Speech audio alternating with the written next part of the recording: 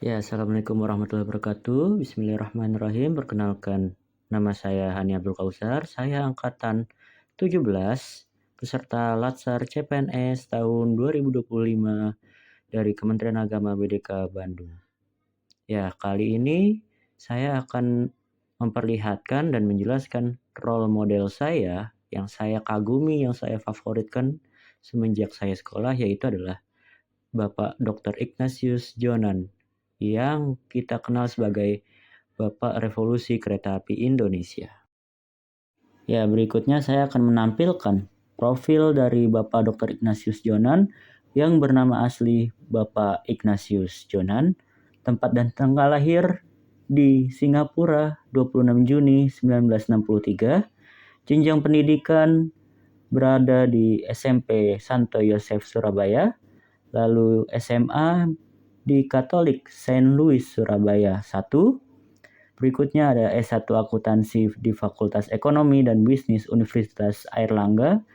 Dan yang terakhir S2 di Fletcher School of Law and Diplomacy International Relations and Affairs. Ya, pada slide berikutnya saya akan menampilkan tentang karir dan jabatan beliau. Pertama, beliau dari Direktur Citibank tahun 1999 sampai 2001.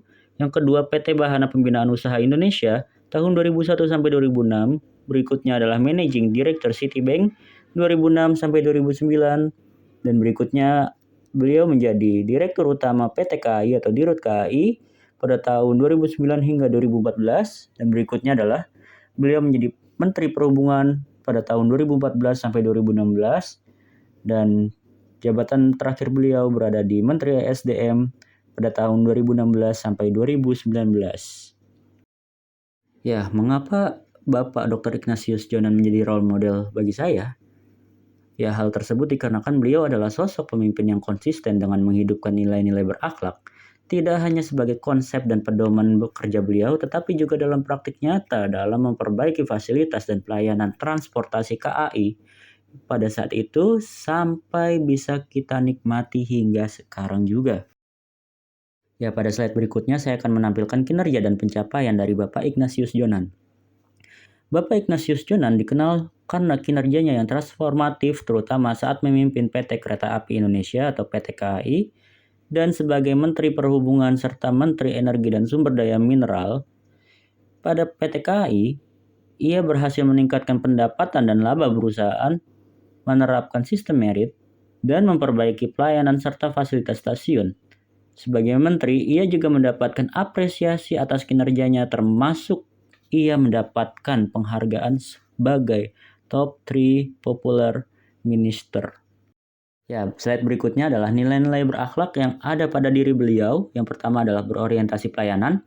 Bapak Ignatius Jonan dikenal dengan pendekatannya yang berorientasi pada pelanggan dengan fokus pada peningkatan kualitas layanan kereta api dan kepuasan penumpang.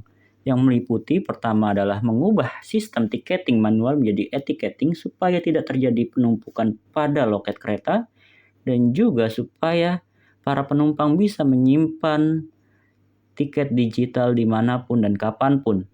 Yang kedua adalah merapikan fasilitas toilet pada kereta dan stasiun supaya menjadi toilet yang bersih dan nyaman. Yang ketiga adalah penyediaan AC dalam semua kelas armada kereta api, tidak hanya pada kelas eksekutif dan bisnis, melainkan juga pada kelas ekonomi. Dan yang terakhir adalah sterilisasi stasiun dari para pedagang kaki lima atau pedagang asongan, tidak hanya di dalam stasiun melainkan di dalam juga kereta api. Yang notabene pada saat itu, para pedagang kaki lima dan pedagang asongan bisa keluar masuk dengan bebas di stasiun dan di dalam kereta api. Dan Bapak Ignatius Jonan mampu untuk membereskan, mensterilisasikan mereka semua dari stasiun dan juga kereta api. Ya, pada slide berikutnya, nilai-nilai berakhlak Bapak Ignatius Jonan adalah akuntabel. Bapak Ignatius Jonan dikenal dengan pendekatannya yang akuntabel dengan fokus pada peningkatan kualitas layanan kereta api meliputi. Yang pertama adalah pemberantasan calo, yang dimana pada saat sistem tiket manual banyak calo penjualan tiket yang bertebaran di area stasiun kereta. Dengan menghilangkan sistem manual ini menjadi sistem e-ticketing digital, maka otomatis calo-calo yang berada di stasiun pun menghilang. Dan yang kedua adalah pemberantasan kebocoran dana PT KAI dengan melakukan audit secara maksimal dan meningkatkan para gaji karyawan supaya tidak terjadi lagi penyalahgunaan dana di dalam PT KAI. Dan yang ketiga, menghilangkan budaya cari uang sampingan dengan cara meningkatkan gaji para pegawai dan karyawan PT KAI dari mulai kepala stasiun hingga kepada staf office boy atau OB. Dan yang berikutnya adalah meningkatkan gaji pegawai KAI dan peningkatan kualitas pegawai KAI supaya masyarakat puas terhadap pelayanan kereta api saat itu. Ya, nilai-nilai berakhlak berikutnya adalah kompeten. Bapak Ignatius Jonan dikenal dengan pendekatannya yang dengan fokusnya pada peningkatan kualitas layanan kereta api. Perubahan pertama yang Bapak Jonan lakukan adalah dengan mengubah budaya organisasi pada sisi internal PT KAI. Bapak Jonan juga mencoba untuk mengubah mindset para pekerja yang awalnya adalah product oriented menjadi customer oriented. Penerapan ini berfokus untuk memaksimalkan kepuasan para pengguna layanan kereta api. Ya, pada poin berikutnya adalah nilai-nilai berakhlak harmonis. Bapak Ignatius Jonan juga dikenal dengan pendekatannya yang harmonis dengan fokus pada peningkatan kualitas layanan kereta api. Bapak Jonan berhasil menciptakan harmonisasi yang baik di lingkungan kerja antara pimpinan dengan karyawannya. Saat memimpin, beliau menghadapi banyak tantangan yang sulit, diantaranya yaitu adalah SDM PT KAI yang masih rendah. Dengan jumlah 40%, pada saat itu adalah lulusan SD yang dimana mayoritas pegawai KAI di atas 40 tahun.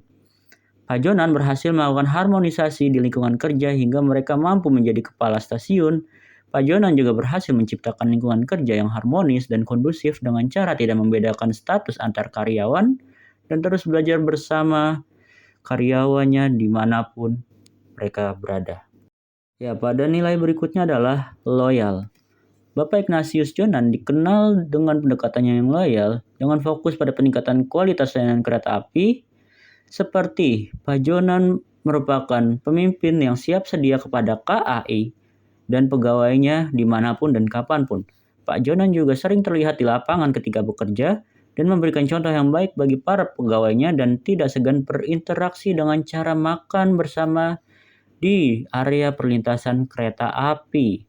Cara dialog yang intens ini dari atas hingga bawah akan memunculkan kultur kerja yang reformatif dan menjadi baik. Pada nilai-nilai berakhlak berikutnya adalah adaptif. Bapak Ignatius Jonan dikenal dengan pendekatannya yang adaptif dengan fokus peningkatan kualitas layanan kereta api. Seperti Bapak Jonan merupakan figur agent of change bagi PT KAI. Beliau mampu menjawab tantangan perubahan zaman dengan mengubah sistem, strategi, dan pola pikir serta budaya kerja yang lebih positif di PT KAI. Pak Jonan juga berhasil menghilangkan budaya pengguna jasa kereta api yang duduk di atap gerbong, sehingga wajah KAI menjadi transportasi yang berkelas dan menjadi favorit bagi masyarakat saat itu, sampai saat ini. Ya, nilai-nilai berakhlak yang terakhir adalah kolaboratif. Bapak Ignatius Jonan dikenal dengan pendekatannya yang kolaboratif dengan fokus pengembangan tidak hanya pada PT KAI, melainkan pengembangan sumber daya mineral. Selama menjabat menjadi Menteri ESDM 2014 sampai 2016, Kementerian ESDM menjalin kolaborasi antara Kementerian ESDM dengan Kementerian Lingkungan Hidup dan Kehutanan.